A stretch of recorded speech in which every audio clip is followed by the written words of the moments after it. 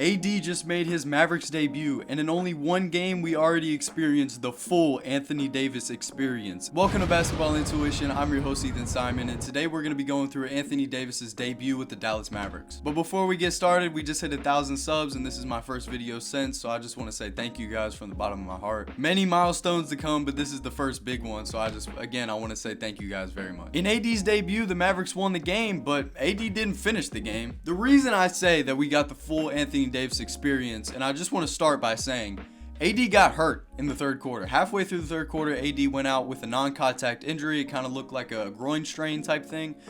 They said it wasn't a big issue. He should be fine, but he did exit the game and did not finish his very first game with the Mavericks. It's like some Aaron Rodgers Jets stuff. I do want to talk about all the good things that I saw in the Anthony Davis debut, and that starts with AD at the 4 and Gafford at the 5. Early in the game, we saw Gafford setting screens for Anthony Davis for him to come off, shoot a jumper, or drive to the basket. And also, it was very impactful defensively having the two of them on the floor at the same time. PJ, Najee Marshall, AD, and Gafford just have so much energy. So when you got those four out there and they get a putback dunk or a good block or something, everybody's yelling and just going absolutely insane. Before the game started, there was fans outside yelling "sell the team," chanting "sell the team." And then we get in the game and AD and all the boys start killing and the crowd is going wild. And circling back around to Anthony Davis, another thing that the Mavericks did that I really liked a lot is they had guards set the screen for AD. So there's one play in particular I'm thinking of right now. It's where Anthony Davis grabbed a rebound, he brought the ball down the floor. Kyrie set a pick and AD gave it back to Kyrie after the screen. They double Kyrie, so he passes it back to AD, and then he shows off the court vision with a bounce pass to Spencer Dinwiddie in the corner for 3. And there were more plays in the game where they had guards setting screens for AD. Kyrie and Dinwiddie set multiple screens for Anthony Davis throughout the night when he was in the game, and I really liked when the Dallas Mavericks were running the offense through Anthony Davis. We all know AD's sweet spot is around the elbow area, so whenever you have a big player like that can take up a lot of space and can draw a lot of attention, it opens up a lot more for the players surrounding. So other guys like Klay Thompson, Najee Marshall, and Max Christie were able to thrive off of this because they were getting easy looks because they wanted to bring more bodies at AD.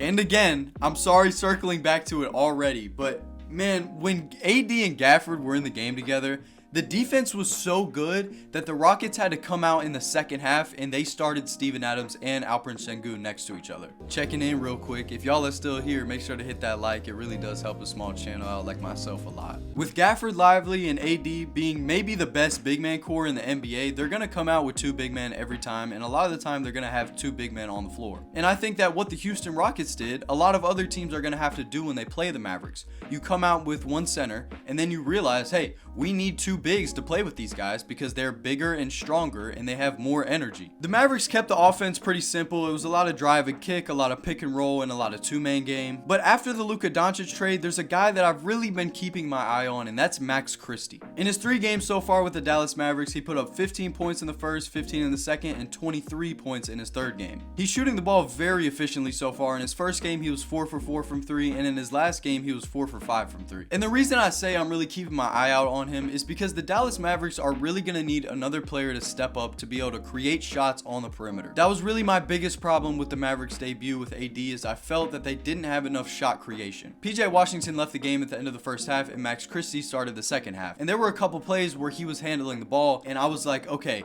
this could be the Mavericks answer. If Max Christie can really step up for the Mavericks, they can really have everything they need when it comes to the shot creation. You have a big that can create for himself, AD. You have Kyrie, one of the best shot creators of all time. You really just need that third guy to help you out, and Max Christie really could be that. When the Rockets came out in the second half with Sengun and Steven Adams in the second half, the Mavericks really struggled at first to get their offense going, but that was really because they were trying to get more people involved instead of just running the offense through Anthony Davis like they did in the first quarter. In the first quarter, the Mavericks were dominating, but then we compare it to the third quarter where they really had slowed down the offense and the Rockets really settled in. And like I said, this is because they went with the two big men, and for some reason the Mavericks decided after halftime to not really just run the offense through Anthony Davis. They did get back to that and they kept getting buckets from it until he got hurt, but I do think that the recipe for the Mavericks is going to be run the offense through Anthony Davis and Kyrie and let the other pieces just handle themselves. I trust Jason Kidd as a coach pretty well, so I'm confident that they'll be able to keep making opportunities for AD to thrive. Another thing that they were doing well in the first game is AD would get a switch and he would go at Cam Whitmore. He would go at Tari Eason. He would go at these guys. It sounds simple,